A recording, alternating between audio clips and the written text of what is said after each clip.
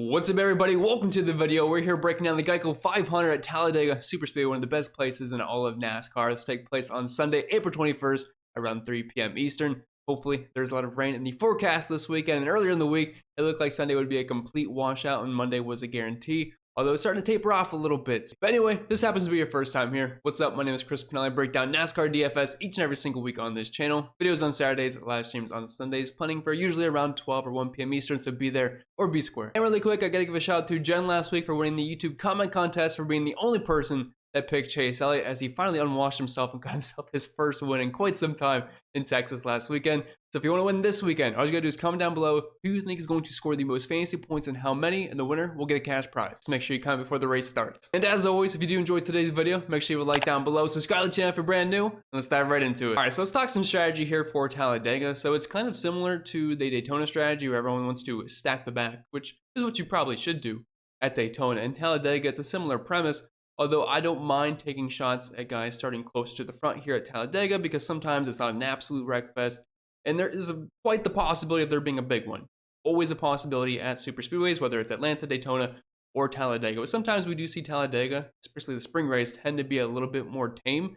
So if you are planning for that, don't be afraid to roster a few guys starting inside the top 15. That is perfectly fine. I'm recording this before practice. Well, there's no practice this week, but before qualifying, and if qualifying gets rained out, we'll have just the metric order based off of the previous week and whatever the lineup formula is. I forget what it is at this point. But either way, for example, say Ryan Blaney, got the Blaney shirt on, because it's Talladega, very good track for him. If this race is on Monday, I believe he does have 2 wins at Talladega on a Monday. Just some food for thought right there. But let's say Blaney started in 7th. If he was starting 7th at Daytona, I practically have 0 interest. I would want to be very low on that, even though he's one of the best super speedway drivers. But if he's starting 7th at Talladega, I'll definitely be more inclined to play him here than I would Daytona, for example. And like I always say, everyone has an equal chance of wrecking at a track like this. Obviously, the back markers tend to not to be as likely because they're just kind of riding around in the back, although a lot of the cars are definitely more even now these days. But for example, I believe I used this last year. I think Chase Elliott, I might be getting my drivers confused, but I'm pretty sure Chase Elliott was starting in the back, and so was Todd Gillen, sort of 1 spot difference from each other. If Chase Elliott's going to be 3 times the ownership of Todd Gillen, just play Todd Gillen. They're basically the same play. Obviously, projection systems in mind would have Chase Elliott being the more projected better driver, obviously, because Chase Elliott's one of the favorites to win this race. But if he gets clipped, ends up finishing 30th, and Todd Gillen finishes 12th, you have massive leverage on the field. It's not going to work every single time, but when it does, you'll certainly be thanking yourself in tournaments. And finally, moving on to the driver-by-driver breakdown, I do have to mention one thing first, and that is, of course, if you want to join the best NASCAR DFS community out there, link is down below in the description for the Patreon. You get access to all the extra content, projections, cheat sheets, optimizer, ownership projections, articles going over cash games, tournaments, the best that I'm looking at this week, and the entire betting model, which we've had a fantastic year so far. Unfortunately, Denny Hamlin killed it, of course, at the end last weekend, so we'll pour one out for that. But either way, I've been enjoying the season so far. And lots of extra stuff in the Discord community, which is popping 24/7, and I do cover baseball each and every single day if that is something you're interested in, and Xfinity and truck projections as well. So if you want to check it out, you know where to find it, and link can be found down below. And as you all know, I'm a partner of Stochastic, and they did launch their NASCAR Sims tool, which I think is a very powerful and awesome tool to have on hand if you are someone that does play multiple lineups throughout the entire weekend. You can use their own, my own, or upload your own custom projections over on their website and use their pre-contest simulator to find which drivers have the best ROI and which lineups look to stack up the best in terms before the slate starts to help you give an advantage. So if you want to check it out, you know where to find it. Use the link down below and make sure you tell them I sent you. All right, so qualifying just ended a few moments ago, and based off the starting grid, we are going to have a ton of chalk this weekend. So it's going to be fun to talk about going through the order here. But we're going to start with the 5-figure range, and I want to give an update on the weather since I recorded the early portion yesterday. It looks like it's getting even better, so I don't think we're gonna have any concerns about missing the race tomorrow. Let's start at the top with the man Ryan Blaney. $11,000 on DraftKings, $13,000 on FanDuel. Kind of weird to see someone $11,000 at a plate track. I feel like we typically see just a couple guys in the 10K range, and it's usually in the lower end, so bit of a weird price, but pricing shouldn't really matter too much this weekend. Obviously, I've not yet projections, I've not yet built lineups, but typically at super speedways, you can leave whatever money you want on the table, and the lineups are typically all right. But based off the qualifying, just kind of eyeballing it, I could see where you are using a decent chunk of salary this week, especially if you are building pretty chalky.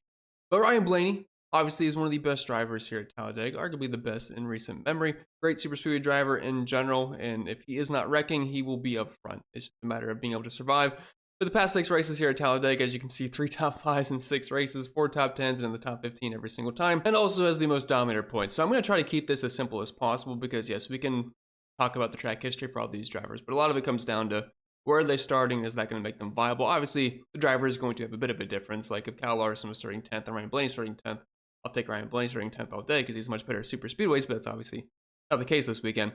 So for these 5-figure range guys, we are going to put them in 2 groups. You have Ryan Blaney, Denny Hamlin, Brett Keselowski. They're all starting right next to each other. All excellent super speedways, all have race winning upside here at Talladega. So they're all basically the same for me. I mean, if I had to rank them, I would probably just have it Blaney, Keselowski, Hamlin, but again, it's going to be a minuscule difference. So all are fantastic plays. And William Byron, Chase Elliott also have race winning upside, but they're starting half the spots further up.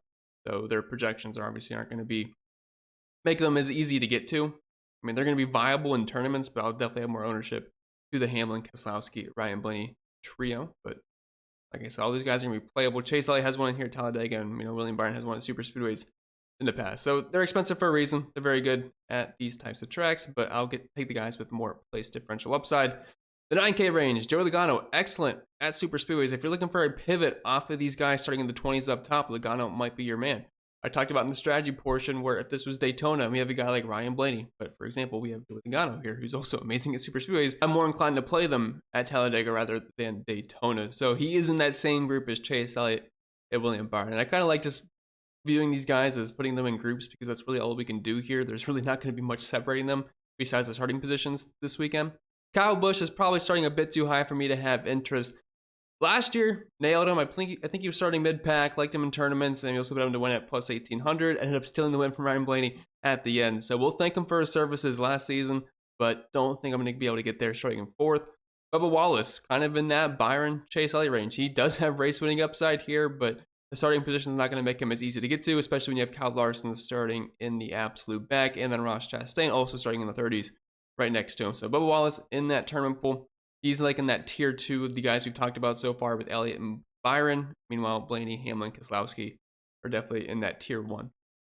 Then we get to the mega place differential play with Kyle Larson. Awful at super speedways, which does make this a little bit interesting. As you can see here, 6 race sample size at Talladega just the past couple of seasons. Average finish of 24th, running position of 17th, and 1 top 15 to show for it. And if we make the sample size even bigger to a 14 race sample size, including races at Daytona and Atlanta, average finish doesn't really change. Running position of 15th. Like, he runs well. He just happens to wreck almost every single time, and only 3 top 15s in a 14 race sample size, 6 top 20s. So while it's going to be a 100% lock for cash games to play Kyle Larson, there's obviously going to be risk with him because he just tends to find himself in trouble. But the thing is, he tends to start up front, close to the front more often than not. I feel like I'd have to have the numbers looking right at me, but I do know Hendrick tends to qualify pretty decent. So starting in the very back at $9,000, like, yes, I know he's a terrible plate racer, but all he has to do is finish like top 20 and you'll be happy with it for cash games. Can you fade him in tournaments? Certainly, you can fade anybody in tournaments at tracks like this, but starting dead last, it's going to be kind of tough too, but there is other places to get to. Like if you play Bubba Wallace, say Bubba Wallace finishes 3rd and Kyle Larson ends up being in one of the big wrecks, if there is a big wreck, and finishes 28th. I'd rather have Bubba Wallace in that scenario. So you don't have to lock Larson, but if you are playing cash games, he is a must. And then Ross Chastain, pretty much in the same category, although he has definitely had more success at the super speedways, has one here at Talladega in the next gen car.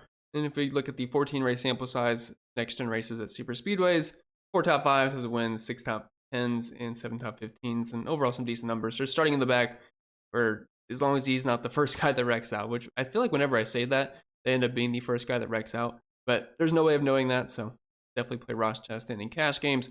Chris Buescher, I mean, just starting really too far up to have too much interest. Like if you're playing 150 max, you can get to guys like Chris Buescher, Christopher Bell, Martin Truex. But if you're playing single entry, 3 max, you're really pushing in 20 max. I don't really see myself getting to any of these 3 here.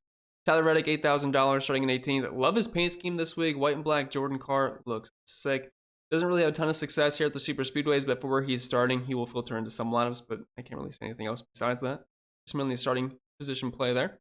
Alex Bowman, $7,800. He's starting in 12th, and he can run well at super speedways, but another guy that just gets caught up in wrecks at an extreme clip, it seems like. But 13 race sample size here for Bowman in the next gen car. Super speedways, 5 top 10s and 8 top 15s. just purely a tournament play, throw them in the same category as guys like Busher, Bell, and Truex, where if you're playing single entry, you're not playing them, but maybe filters in 20 max, 150 max. Ricky Stenhouse Jr. starting in 33rd. He will be a cash game play this week. Everyone loves playing Ricky at super speedways, and while it's kind of records or checkers for him, starting in 33rd, there's just enough PD to justify it. Ty Gibbs starting in 15th. I mean, again, if they are starting from 10th to 20th and they're not like an absolute big name, it's just really hard to have a strong stance on these guys. If anyone says they do, they're probably just bored trying to make some content and sound cool, I guess, because you just got to get lucky when it comes to that. Austin Cindric, Austin Dillon, no thank you. I will pass on all the Austins this week. I usually do most weeks anyway. Daniel Suarez starting in 25th. That makes him playable. 2 top 10s here at Talladega recently. If we expand this to the 14 race sample size, that's super speedways in the next gen car. So these are numbers for Daniel Suarez. Has a win. It was Atlanta not too long ago. Solo win for my boy Ryan Blaney. 3 top 5, 7 top 10s. Like, yeah, Daniel Suarez is in play. And I don't think the ownership's going to be anything too crazy because, as you can see, we have Gregson starting in 36, LaJoy in 31st. I mean, everyone loves playing LaJoy at super speedways. Hocevar down here in 35th. So, yeah, I don't think the ownership will be too crazy on Suarez. I will be overweight on him in tournaments. Eric Jones, I love playing him at super speedways. I feel like he's the same play every single time. I always have him in the tournament write-up in my article, which I'll tell you right now I will again, because I feel like every super speedway, he's around $6,000 to $7,000. He's starting anywhere from 24th to 28th, so not like super far back. Like, it is far back, but not in the 30s. But he's just far up enough to where maybe he gets a little bit overlooked. But he's a great super speedway driver. Performed well at Talladega last year. I believe it was the race where he had like last lap heroics where he gained like 8 spots or something. But as you can see, very similar numbers to Daniel Suarez here at super speedways and Talladega specifically. 4 top 10s the previous 6 races. So sign me up for Jones in tournaments.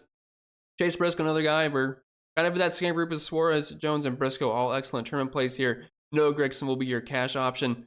And I know the 10 car knows their way around Talladega. Eric Almirola had a ton of success here. Obviously, Noah Gragson and Eric Almirola are not the same driver, but starting in 36, just don't screw it bad enough early on where you should be fine. So tons of PD upside there. Michael McDowell is unplayable, even though he's the qualifying god now. Corey LaJoy starting in 31st, another guy that you are playing in cash games just because of who Corey LaJoy is with super speedways and starting far enough back, he'll be in play. Ryan Preece probably going to have to pass there. Barry, throw him in the same pool as Briscoe, Jones, and Suarez, but probably don't like them as much as them. Todd Gillen, unplayable. John Hunter Nemechek, just in that weird dead spot where I just don't really see myself playing him in mid-pack. Carson Hocevar, another guy where if you need a cheap guy in cash games, he's playable, same as Zane Smith. Justin Haley, a guy that is very good at super speedways. Obviously in a Rick Ware car now instead of Colleague, but I mean, as bad as Colleague has been this year, maybe that's a good thing for him. But Haley should be fine. You can see 5 top 20s here, the past 6 races at Talladega. 14 race sample size for him, average finish of the top 20, running positions of the top 20, and 3 top 10s and 8 top 20s. So I am fine. But Justin Haley probably will have less ownership than a guy like Carson Hocevar, so that could be a nice pivot option down low.